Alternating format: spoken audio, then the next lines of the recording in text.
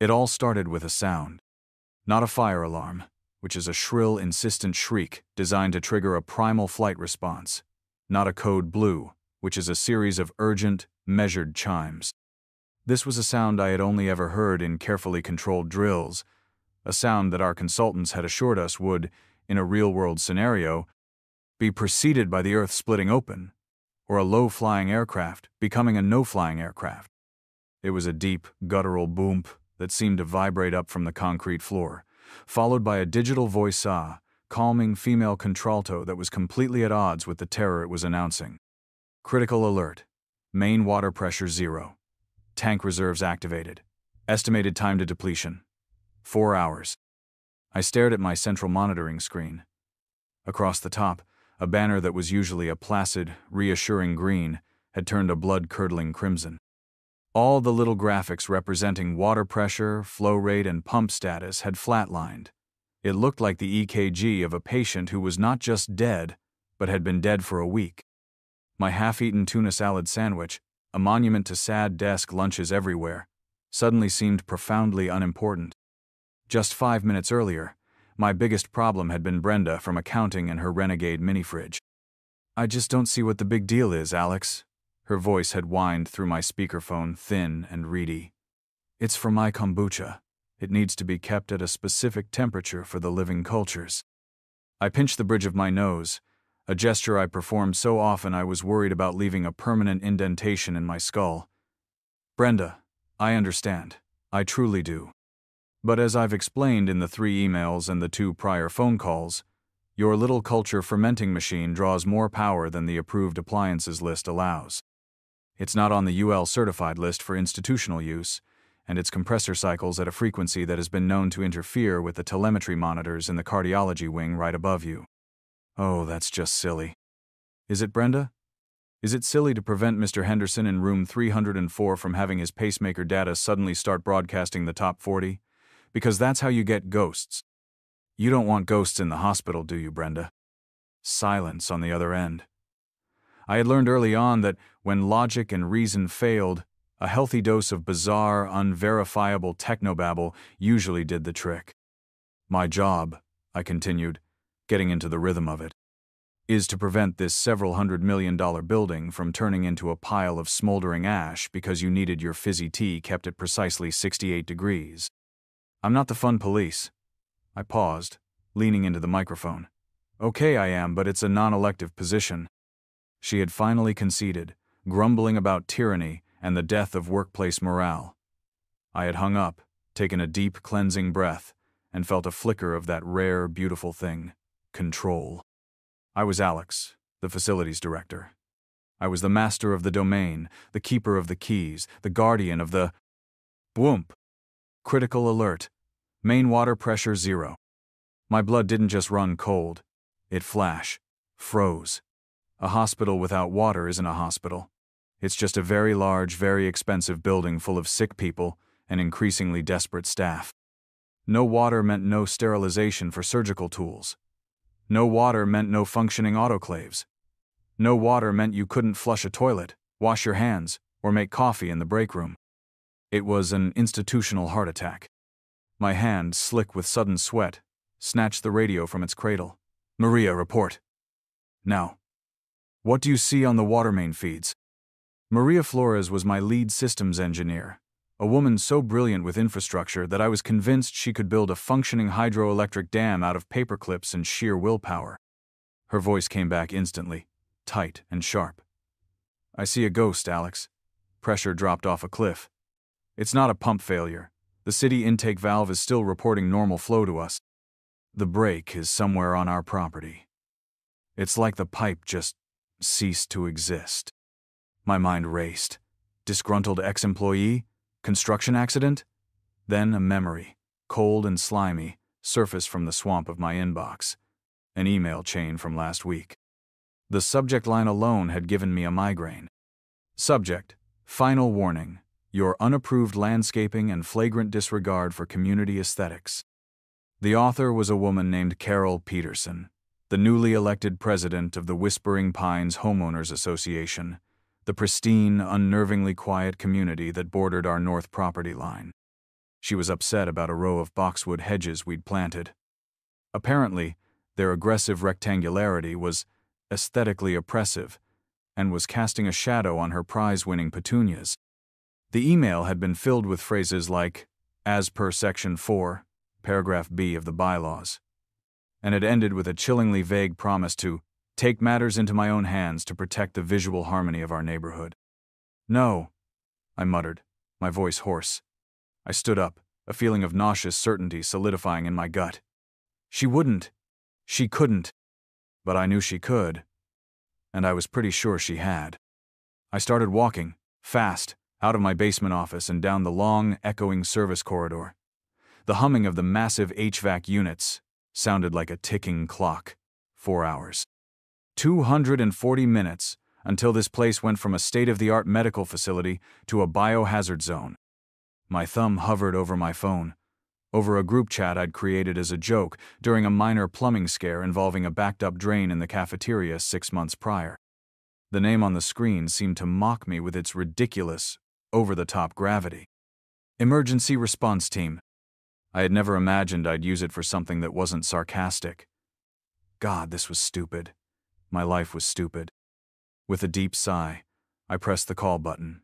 Time to activate the team. The first call went to Big Dave Washington, my head of security. Dave was a man whose physical presence could be measured on the Richter scale.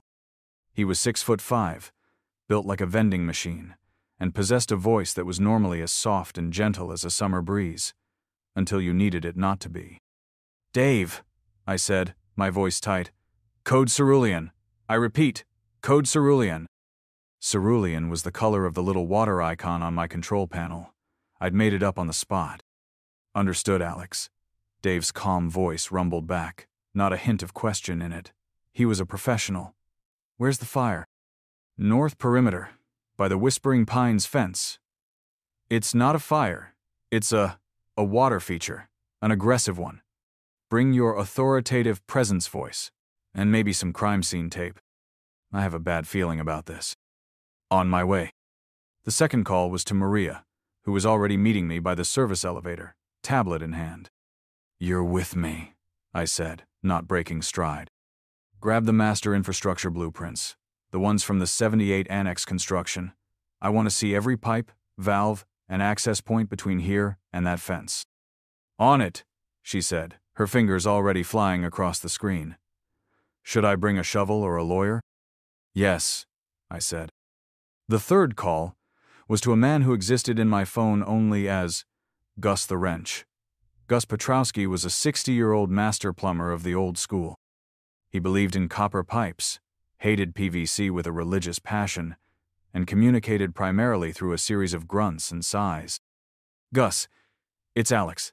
The hospital." A weary sigh came through the phone. "What blew up now?" "The main, Gus. The whole main. It's a full-flow, high-pressure, 6-inch ductile iron disaster, and I need you here 15 minutes ago." There was a pause, and for a second I thought he'd hung up. Then, I heard the unmistakable sound of him chewing on an unlit cigar. "That's a new one. I'll get the big truck." The final communication wasn't a call. It was a text message, sent as Big Dave, Maria, and I burst through the service exit into the humid afternoon air. The recipient was Jessica Chen, a terrifyingly sharp litigator I'd befriended in college. I kept her on a small retainer for situations that fell under the category of, "You are not going to believe this." Me. "Hey Jess. Hypothetically, what's the charge for an individual intentionally destroying critical public utility infrastructure on private property with a piece of rented heavy machinery?" Asking for a friend. Her reply came back in less than 10 seconds. "Jessica, the Shark Chen. Ooh, fun. Is this billable? At least 3 felonies. Maybe some domestic terrorism depending on the judge. Why, who'd you piss off this time?" Me, the OA. Get ready. "Jessica, the Shark Chen. Lol. My body is ready." I shoved the phone in my pocket. Time elapsed since the alarm. 3 minutes. My emergency response team, a motley crew of a security giant, a tech wizard, an ancient plumber, and a bloodthirsty lawyer, was active. As we rounded the final corner of the building, The sight that greeted us was so profoundly, biblically absurd that for a moment my brain simply refused to process it. There, on our perfectly manicured north lawn, was a geyser. A roaring, muddy torrent of water shooting a good 30, maybe 40 feet into the air, catching the afternoon sun in a beautiful, horrifying rainbow. It landed with a constant thump-hiss splash, rapidly turning the pristine grass into a swampy, brown pond. Next to this man-made Old Faithful was the culprit. A small, bright yellow mini excavator, its bucket resting in a newly dug crater. And standing beside it, arms crossed, phone pressed to her ear, was a woman in a pastel pink tracksuit. Her expression wasn't one of panic or remorse. It was one of profound, unshakable triumph. It was Carol Peterson. She was admiring her work. And as we got closer, I could hear her voice high and indignant as she spoke into her phone. "Yes, officer, I'm the one who called. The hospital has created a massive water hazard on my community's border. It's a clear violation of safety protocols. I was simply performing some pre-approved landscape maintenance on my side of the property line when their faulty, ancient pipe burst. It's an absolute disgrace." My jaw didn't just drop. I think it unhinged and fell onto the soggy grass. The sheer, weaponized audacity of this woman was a natural wonder. It deserved its own national park. She didn't just sever a hospital's main water line, she called the cops on us for it. This wasn't just a Karen. This was the final boss. The Karen that was promised. Big Dave moved, his massive frame creating an instant eclipse as his shadow fell over her. Maria just stared, her face a perfect mask of horror and grim fascination, her tablet utterly forgotten. I looked from the roaring geyser to the smug woman in pink, then back at the silent, looming hospital behind me. The 4-hour clock in my head was no longer ticking. It was pounding like a war drum. I took a deep breath, the air thick with the smell of wet earth and impending doom, and walked toward her. "Carol," I said, my voice dangerously calm. She didn't even look at me, waving a dismissive hand in my direction. "I'm speaking with law enforcement about your gross negligence. Please stand back. You're in a contamination zone." My brain short-circuited. My contamination zone? I could feel a vein pulsing in my temple, a tiny, angry drummer heralding a migraine of epic proportions. Big Dave took a half-step forward, a silent, looming question. I gave him a tiny, almost imperceptible shake of my head. "Not yet." "Carol," I repeated, stepping directly into her line of sight. She was forced to lower her phone, her face tightening into a mask of pure indignation. "That is a 6-inch ductile iron water main. It provides the only source of water to a 300-bed hospital. It supplies the sterile core, a dozen operating rooms, the NICU, and the only Level 1 trauma center in the entire county. What did you do?" She puffed out her chest. A furious little sparrow. "I did what the HOA bylaws required me to do. Your boxwoods were encroaching. Section 7, subsection C, clearly prohibits any flora that aggressively impedes the visual continuity of the community perimeter. I have a right to maintain the aesthetic harmony of whispering pines." I was digging a simple trench for a new, community-approved bed of azaleas. "Your ancient, poorly maintained pipe is the problem here. It was a ticking time bomb." Behind me, I heard Maria mutter, her voice laced with disbelief. "A time bomb you hit with a 3-ton excavator bucket." Carol's eyes narrowed at Maria. "You have no idea what you're talking about. This is a clear case of infrastructure failure. I'm the whistleblower here." Before I could formulate a response that wouldn't get me arrested for assault, the blessed sound of an approaching siren cut through the air. A squad car, moving with surprising speed across the wet grass, pulled up. 2 officers got out. The first, Officer Miller, was young, his face a fresh canvas of wide-eyed bewilderment as he took in the scene. The geyser, the excavator, the mud pit, and us. The second was Sergeant Rossi, a man who looked like he'd been personally disappointed by humanity every single day of his 30-year career. His face was a roadmap of weary resignation. "Okay," Rossi said, his voice flat as a pancake. "Somebody want to tell me what in the Sam Hill is going on here?" Carol immediately sprang into action, rushing toward them. "Oh, thank goodness you're here, officer. This hospital has endangered our entire community. Their pipe burst, and they're trying to blame me. I demand you file a report for criminal negligence." Sergeant Rossi's gaze drifted from Carol's frantic face to the geyser, then to the excavator with its bucket still buried in the earth, and finally to me. He had the eyes of a man who could smell a lie from 3 counties away. I held up my hands in a gesture of weary surrender. "Alex, facilities director for the hospital," I said calmly. "That is our water main. That is a rented excavator. That is the woman who, by her own admission, was operating it. She severed the water supply to 300 patients. We are now on a 4-hour countdown before we have to begin a full-scale evacuation." Officer Miller's jaw was now slack. He looked back and forth between us, as if watching a tennis match where one player was using a bazooka instead of a racket. "Sarge," he whispered, his voice cracking. Did she dig up the hospital?" Sergeant Rossi let out a sigh. It was a profound sigh. A sigh that contained the weight of every ridiculous, nonsensical call he had ever responded to. It was the sigh of a man who had seen it all, and was deeply, deeply tired of seeing more. "Looks like it, kid," he said, his eyes still locked on Carol. "Ma'am, do you mind if I see the rental agreement for that piece of machinery?" "Of course," Carol said, triumphant. She fumbled in the pocket of her pink tracksuit and produced a folded piece of paper with a flourish, as if it were a royal decree. "You'll see it's all perfectly legal." Rossi took the paper, unfolded it, and read it. His expression didn't change, but a single eyebrow rose slowly.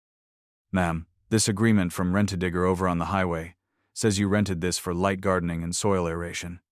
He looked up from the paper, his gaze taking in the 40-foot fountain of water and the crater large enough to bury a car in. "This does not qualify as light gardening." He then took 3 deliberate steps to his left, his boots squelching in the mud, and pointed a thick finger at a small orange-painted metal stake sticking out of the ground. It was almost completely submerged, but it was unmistakably there. "And this," he said, his voice dropping an octave, "is the official county property marker. The crater, the excavator, and the burst pipe are a good 5 feet on hospital property. Ma'am, you weren't gardening. You were trespassing and excavating." Carol's face went through a rapid series of emotions: confusion, denial, and finally, sputtering rage. "That's a lie. The stake is wrong. It's fraudulent. The hospital moved it. They're always trying to steal our land. It's a conspiracy to devalue our property values." It was at that precise moment that a second vehicle arrived. It was a large, beat-up plumbing truck, so old it might have been powered by steam and righteous anger. The logo on the side, faded but still legible, read, "Gus's Plumbing. If it's wet, we fix it." The driver's side door creaked open, and Gus the Wrench Petrowski emerged. He was a compact man in grease, stained overalls, with a face like a grumpy potato. He took one look at the geyser, another at the excavator, and then let out a low, appreciative whistle. "Well, hell," he said. It was the most emotion I'd heard from him in years. I walked over to him, feeling a wave of relief. Gus was here. The real world had arrived. "Gus, my man, give me the diagnosis." Gus pulled an unlit, half-chewed cigar from his shirt pocket and stuck it in the corner of his mouth. "Diagnosis is, she's screwed," he grunted, nodding towards Carol. 6-inch ductile, sheared clean through. You gotta excavate a 20-foot section on either side, cut back all the damaged pipe, sleeve it with a brand new piece, and seal it with 2 high-pressure dresser-style couplers. It's a big job. An expensive job. He took the cigar out of his mouth and pointed it at the crater. "I can do the pipe work, but I ain't digging that hole. You need a construction crew for the dig-out, and you need 'em yesterday." As if summoned by the sheer gravitational pull of a looming, outrageously expensive emergency contract, a third vehicle pulled onto the grass. This one was the polar opposite of Gus's truck. It was a pristine, gleaming, oversized pickup truck, jacked so high you'd need a stepladder to get in. It screamed, "My hourly rate is offensive!" A man in crisp, clean jeans, steel-toed boots that had clearly never been sullied by actual work, and a tight polo shirt with "Gallo Construction" embroidered on the chest hopped out. It was Frankie, Emergency Rate Gallo. He had a salesman's smile, all teeth and predatory charm. "Alex, my favorite disaster," he boomed, spreading his arms wide. "Heard you had a little water feature spring up." Whoa. He stopped dead, his eyes fixing on the geyser. His charming smile melted away, replaced by the naked, unadulterated avarice of a shark that smells blood in the water. "Oh, that's beautiful." He looked at me, his eyes gleaming. "That's an emergency rate right there. That's time and a half for the boys, double for the machines. We can have a crew and a full-size backhoe here in an hour." My phone buzzed in my pocket. It was Jessica. Jessica, the Shark Chen. Just pulled the official county property survey from 2022 and cross-referenced it with satellite imaging. The marker is correct. She was 10 feet onto your land. Also found the Whispering Pines HOA bylaws she's referencing online. Section 7C says nothing about renting heavy machinery to defend against aesthetically oppressive hedges. It refers to manual pruning. She's toast. Utterly, completely, and deliciously toast. Send pics. A genuine, involuntary grin split my face. I walked over to Sergeant Rossi and showed him the text. He read it, and for the first time, a flicker of something resembling amusement crossed his weary face. He just shook his head slowly. It was time to take control. I gathered my troops. "Okay, team," I said, feeling a surge of adrenaline. My ERT plus our new mercenary contractor huddled up. "Here's the play. Maria, you are now the official city liaison. Get on the phone with their public works department. We need them to find the master shutoff valve at the street. It's going to get messier before it gets better when they kill the flow, but we have to do it." "Big Dave," I said, turning to him. "You are Carol's new best friend. You are her shadow. Do not let her leave. Do not let her get back in that excavator. Just be near her. Your presence is a deterrent." Dave gave a single, slow nod. "Gus, you are the technical lead. You tell Frankie exactly what kind of trench you need, how deep, how wide. You are the pipe god. Your word is law." "Frankie," I said, turning to the grinning contractor. "You get your crew and your machines here yesterday. I want this to look like the Normandy invasion in the next 60 minutes. I will run interference with the cops and the hospital administration. I'll start the paperwork nightmare." I looked at the assembled group. A security guard, an engineer, a plumber, and a contractor. It wasn't exactly the Avengers, but right now, they were the only thing standing between my hospital and a full-blown catastrophe. "Let's go save some lives," I said. "And for God's sake, somebody get me a coffee." The clock was now at T-3 hours, and ticking. The Battle of the Boxwoods had begun. The next hour was a symphony of controlled chaos, conducted by me with a cell phone and a burgeoning stress headache. The north lawn of the hospital transformed from a tranquil green space into a muddy, floodlit industrial hellscape. Frankie Gallo was true to his word. Within 45 minutes, a convoy of heavy equipment rumbled onto the property. A massive backhoe, far more menacing than Carol's little Tonka toy, led the charge, followed by a dump truck and a flatbed carrying pumps and portable light towers. His crew, a team of 6 grizzled, efficient men who moved with the grim poetry of people on a very high hourly rate, immediately set to work. The first order of business was shutting off the main valve at the street. Maria, my brilliant engineer, was on the phone, her voice a rapid-fire stream of technical jargon directed at some poor, overwhelmed soul at the city water department. "No, not the quadrant valve. The primary feeder cutoff. Check schematic 4B7. It should be in a concrete housing 3 yards from the storm drain on the corner of Health Drive and Wellness Avenue." She paused, listening. "I don't care if Gary is on his lunch break. Find Gary and tell him to get his key, because in about 2 hours the only level 1 trauma center in his city is going to start turning away ambulances." Meanwhile, I was on my own damage control call with the hospital CEO, Mr. Henderson, a man whose baseline state of being was a low-grade panic. "Yes, Mr. Henderson," I said, pacing back and forth on the edge of the ever-expanding mud pit. The roar of the geyser was a constant background presence. "No, the water is not back on yet. Yes, I understand the neurosurgery wing is getting antsy about their scrub sinks. The cause of the outage? Well, It appears to be the president of the local homeowners association. Yes, sir, with a rented excavator. No, I'm not joking. I could hear his faint sputtering noises on the other end. The good news is, I have already engaged a top-tier construction and plumbing crew. They're on site now. The bad news is, you might want to call an emergency meeting of the finance committee and have them approve a significant budget increase. And when I say significant, I mean you might want to be sitting down when you see the number. While I was managing expectations upstairs, Big Dave was managing our saboteur downstairs. Carol had been escorted back to her own property line, where she now stood, arms crossed, watching the proceedings with a look of utter fury.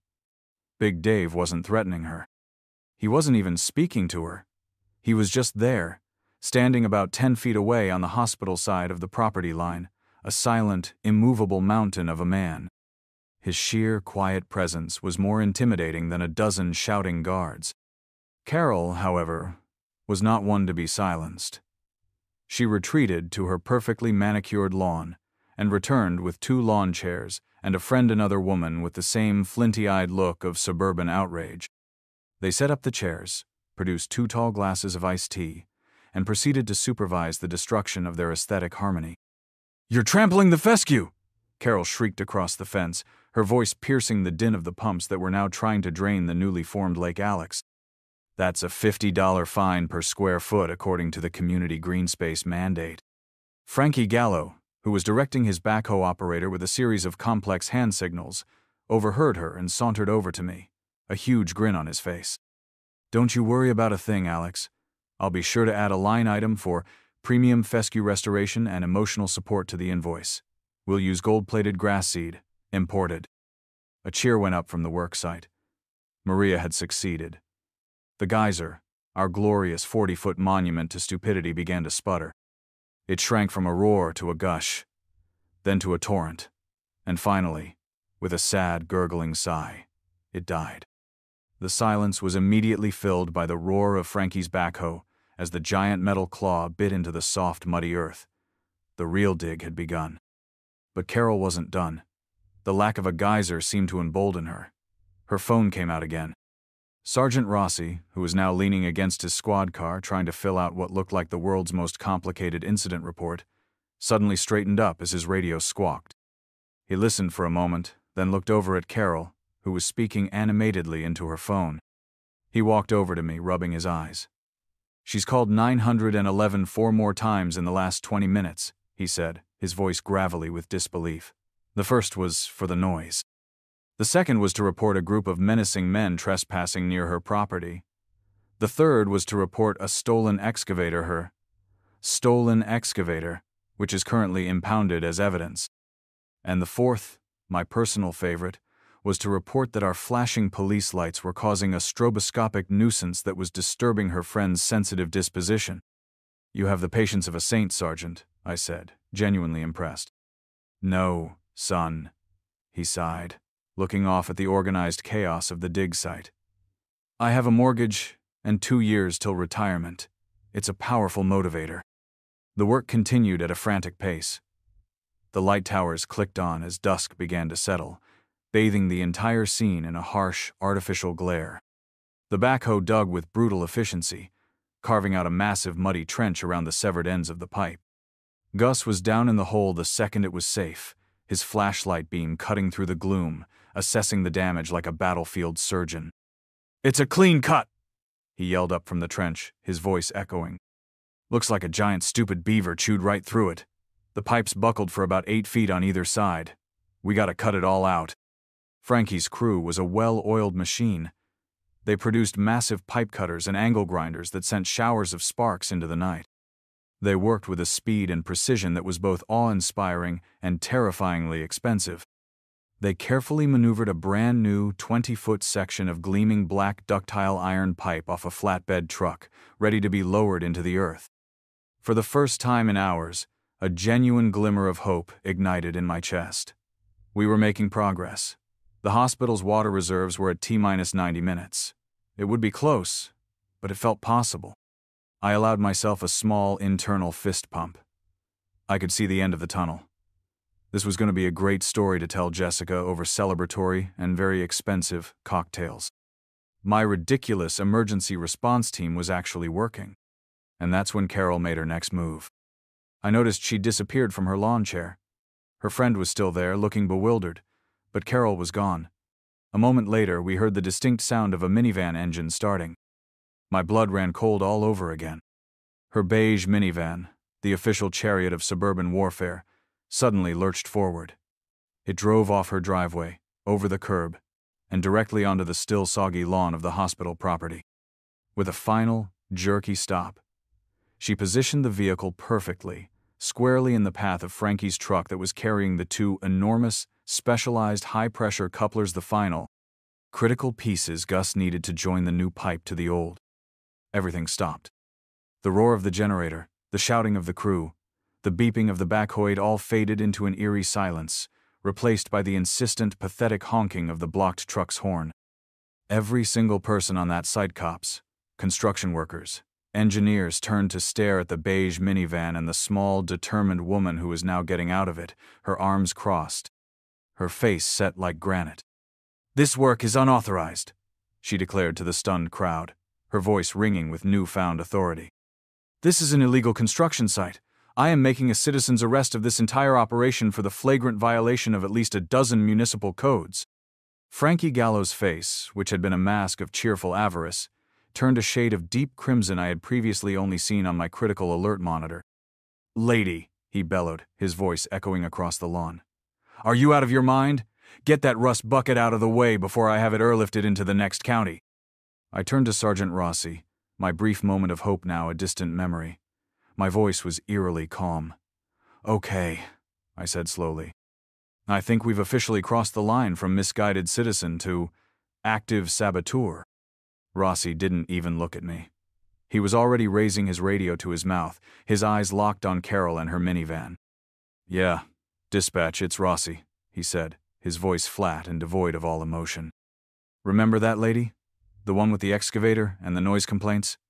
She's back, and she brought her car this time." He paused. "Yeah, you're gonna need to send a tow truck, a heavy-duty one, and maybe the paddy wagon while you're at it. This party's getting interesting." The air crackled with a new kind of tension. It was no longer just a race against the clock. It was a standoff. And the fate of a hospital, along with my sanity, was being held hostage by a beige minivan.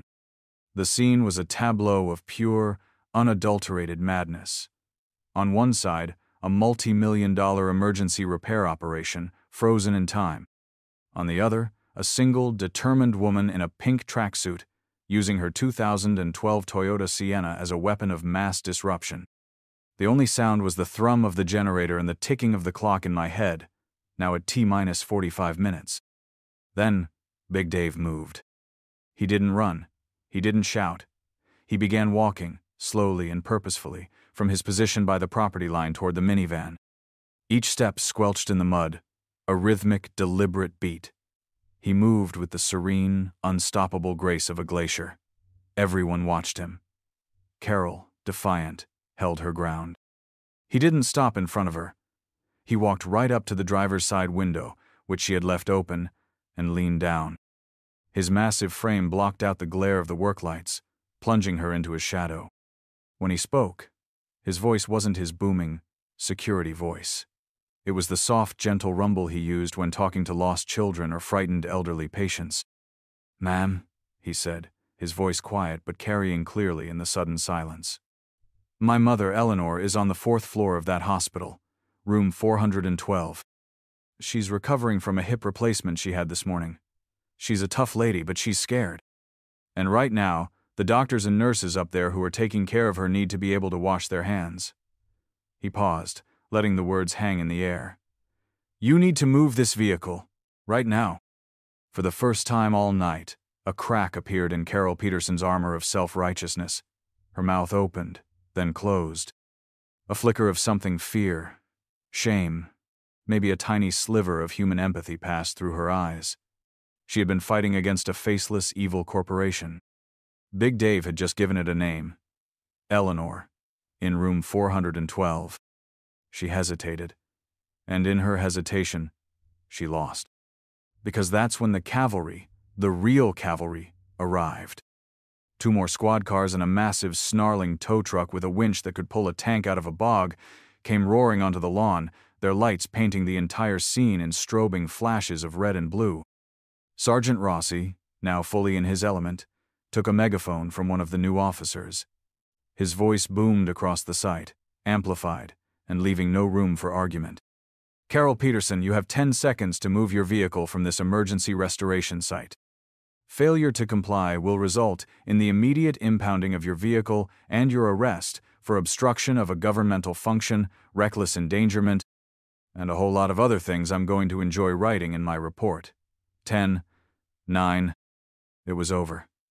The combined weight of Big Dave's quiet appeal and Rossi's thundering ultimatum was too much. Carol visibly deflated. The fight evaporated from her like air from a punctured balloon. With a look of utter defeat, she shuffled back into her minivan, started the engine, and with a final, pathetic crunch of trampled sod, backed it off the lawn and onto the street. A ragged, spontaneous cheer erupted from Frankie's crew. The moment the minivan was clear, the spell was broken. The site exploded back into frantic action. "Go, go, go!" Frankie bellowed, waving the coupler truck forward. The crew swarmed the trench. The massive couplers were unceremoniously dropped to the muddy floor. Gus and his assistant, a young kid who looked terrified and exhilarated at the same time, were on them in a second, wielding wrenches the size of small children. "Tighten the damn bolts!" Gus roared, his voice echoing from the pit. "Sequence! Star pattern! Don't you strip that thread!" Maria was back on her radio, her voice a calm, authoritative presence in the storm. "Stand by at the valve. We are 10 minutes from pressurizing. I want a slow, quarter turn every 60 seconds. Acknowledge." I stood there, watching. Useless but for my phone. I was tracking the water tank levels on my app. T-minus 22 minutes. The red bar was almost at the bottom. The grunts of the men, the metallic scream of the wrenches on the massive bolts, the roar of the generatoret, was the sound of a battle being won in the final seconds. Finally, a sweat-soaked Gus climbed out of the trench, his face smeared with mud. He looked at me and gave a single, sharp nod.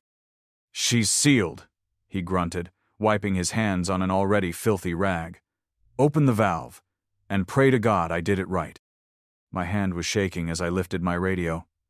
"Maria, it's time. Bring her back to life. Easy does it." Silence fell over the site again. Everyone stopped what they were doing and stared at the new section of pipe half buried in the mud. For a few seconds, there was nothing. My heart sank. Then we heard it. A low hiss, a distant, subterranean gurgle. Then, the sound grew into a powerful, steady rush, the glorious, beautiful sound of water moving where it was supposed to. I looked down at my phone. The pressure gauge, which had been flat at 0 for hours, flickered. It jumped to 10 psi, then 30, then 50. It held steady for a moment, then climbed again. 70, 80, 90, psi. Stable, green. System pressure normal, tank reserves replenishing. The calm female voice announced from my phone's speaker. Time to depletion. T-minus 19 minutes. We had made it. I leaned against Frankie's ridiculously large truck, my legs suddenly feeling like jelly. Exhaustion, profound and absolute, washed over me. The adrenaline fled, leaving behind a hollow, vibrating weakness. We had won. My insane, cobbled-together emergency response team had actually pulled it off. Frankie Gallo clapped me hard on the back, nearly sending me face first into the mud. He was holding his tablet, its screen glowing in the dark. "What a night, eh, Alex?" he said, his grin wider than ever. "Don't you worry about a thing. I've got the preliminary invoice right here for you. We'll get the official one over to your accounting department in the morning." He showed me the screen. The number was long. It had 2 commas. I just laughed. It was a hysterical, slightly unhinged sound. I didn't care. The water was flowing. The next morning, I sat in my office, the familiar, comforting hum of the hospital's circulatory system a soothing balm on my frayed nerves. I was drinking what was, without exaggeration, the single greatest cup of coffee I had ever tasted in my entire life. It tasted like victory. On my desk sat a pile of paperwork, a paper monument to the previous night's insanity. There was Sergeant Rossi's multi-page incident report, a masterpiece of dry official prose detailing the events. There was a copy of the tow impound receipt for one beige Toyota Sienna, and sitting on top like a profane cherry on a chaotic Sunday was the official, itemized invoice from Gallo Construction. It was 16 pages long and included charges for things like aggressive soil displacement, emergency illumination services, and a line item for $300 labeled Hazardous Material Mitigation, Psychological. My phone rang. It was Jessica. Her voice was obnoxiously cheerful. "Morning, superstar," she chirped. "Sleep well?" "Like a baby that's been awake for 36 hours and just defeated a suburban demigod," I croaked. "I love it," she laughed. "So, I've already been on the phone with the district attorney's office. They are very interested in this case. Apparently, messing with the water supply of a major hospital is frowned upon. They're loving the critical infrastructure angle. They're talking about making an example of her." A slow, evil smile spread across my face. "Music to my ears, Jess. But you know, the hospital is a benevolent institution. We don't necessarily want to press for jail time." I paused, swirling my coffee. "We just want to be made whole. Very, very whole." "Oh, don't you worry your pretty little head about that," she said, and I could hear the predatory grin in her voice. "I've already drafted the civil complaint. It's a work of art. We're suing Carol Peterson personally, and we're naming the Whispering Pines Homeowners Association as a co-defendant and corporate entity responsible for the actions of its elected president. The bill from Gallo Construction, which I must say is a thing of beauty, is attached as Exhibit A." She took a breath. "I've also included damages for operational disruption, brand endangerment, and my personal favorite, infliction of institutional emotional distress. I made that last one up. But it sounds terrifyingly official, doesn't it?" I was about to tell her I loved her when a new email popped into my inbox. The subject line was, "Urgent." Regarding the incident of 7/16, it was from a Mr. Gerald Finney, Vice President of the Whispering Pines HOA. The email was a symphony of panic and groveling. It spoke of an emergency board meeting, the unauthorized and deeply regrettable actions of President Peterson, and the potentially catastrophic financial liability the association was now facing. It ended by humbly requesting a meeting with me at my earliest convenience to find an amicable path forward. Amicable. I savored the word. Amicable is what you are before you get a 16-page bill for a new water main, a full crew of union construction workers on double time, and half an acre of sod replacement. My path forward involved a very large wire transfer. Just then, a large shadow fell over my doorway. It was Big Dave. He was holding a small, slightly squashed-looking paper bag. "Morning, Alex," he rumbled. "My mom says thanks. The water came back on just as her favorite nurse was starting her shift. She's doing great." He placed the bag on my desk. "And the nurses on the 4th floor are calling you the water boy. They mean it as a compliment." I looked inside the bag. It was a muffin, probably from the hospital cafeteria, which meant it likely had the density of a neutron star, but it was the best muffin I'd ever seen. "Thanks, Dave," I said, my voice thick with genuine emotion. "For everything." He just nodded, a small smile on his face, and walked away. I leaned back in my chair, the glorious, terrible night finally catching up with me. I looked at my monitor. All systems green. The beast was purring again. I picked up the massive invoice from Frankie, a tangible record of our victory. I turned to my printer and created a new cover sheet for it. In a large, bold 72-point font, it read, "Invoice for Mrs. Carol Peterson, CO the Whispering Pines Homeowners Association. Re. 1. Landscaping Misadventure." I stapled it to the top of the pile with a satisfying KA chunk. I was exhausted. I was triumphant. I had saved the hospital. I had defeated the final boss, and I had the paperwork to prove it. A week later, a fragile peace had settled over the North Lawn. Carol Peterson was, as of an emergency vote held in the Whispering Pines Community Clubhouse, no longer the HOA president. According to the panicked email I'd received from Gerald Finney, the vote had been unanimous and tearful. I pictured a room full of people in pastel tracksuits weeping over the sudden spike in their HOA dues. The HOA's insurance company, a sensible organization that clearly understood the concept of an open and shut case, took one look at Sergeant Rossi's report, Jessica's meticulously crafted lawsuit, and the 30-second video I'd taken on my phone of the geyser, with Carol standing proudly beside it, and immediately surrendered. They didn't even negotiate. The wire transfer for the full amount of the repairs, plus a little extra for our institutional emotional distress, appeared in the hospital's account 2 days later. The new and improved water main was now buried under 10 feet of reinforced concrete.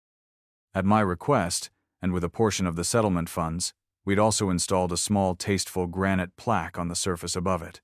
It was designed by Maria herself and read, "Critical hospital infrastructure." Seriously, don't even think about it. Trespassers will be billed. I used another, much smaller portion of the funds to throw a pizza party for the entire night shift maintenance crew and my official, battle-hardened emergency response team. Frankie Gallo showed up, gave me a bottle of incredibly expensive scotch, and tried to sell me a preventative maintenance contract. Gus the wrench sat in a corner, ate 3 slices of pepperoni, and I swear I saw him crack a smile. It was terrifying. So that's the story of how I went to war with an HOA and won. My job is still a rotating circus of small-scale disasters. Just yesterday, the MRI machine got into a magnetic argument with a janitor's floor buffer, temporarily magnetizing every key in his pocket and pinning him to a wall by his belt buckle. It's never boring. But every time I walk past the north perimeter on my rounds and see that pristine, untouched lawn and that polite little granite marker, I smile. Because I learned a valuable lesson that night. There's no problem on this earth, no matter how insane, that can't be solved with a competent plumber, a ruthless lawyer, and a security guard whose mom you just helped out. I took a final sip of my now cold coffee and turned back to my screen. A new email had just arrived. Subject: Inquiry regarding the installation of a small personal-use bee apiary on the roof of the West Wing. I sighed, cracked my knuckles, and started typing my reply. The work of the fun police is never done,